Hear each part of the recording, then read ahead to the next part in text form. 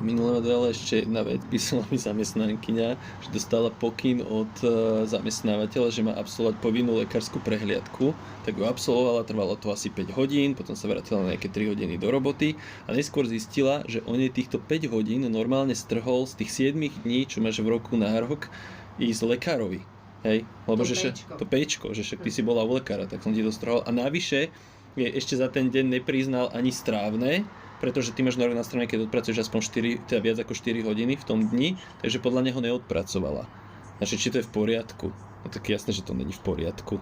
Lebo keď to je na pokyn zamestnávateľa, tak sa to považuje za výkon práce. Keď raz niekam zamestnávateľ vyšle, že toto a toto máš urobiť, aj keď máš absolvovať povinnú lekárskú prehliadku, je to výkon práce. Takže nielen, že jej nemal strhnúť tých 5 hodín z toho množstva tých 7 dní, čo máš na rok ísť na lekára, že ísť lekárovi z vlastnej iniciatívy, pre vlastnú potrebu, nie pre potrebu zamestnávateľa a takisto jej dlží vlastne ešte aj tú strávnu jednotku. Takže proste nič, no. Proste niektorí zamestnávateľe sú až takto mimo.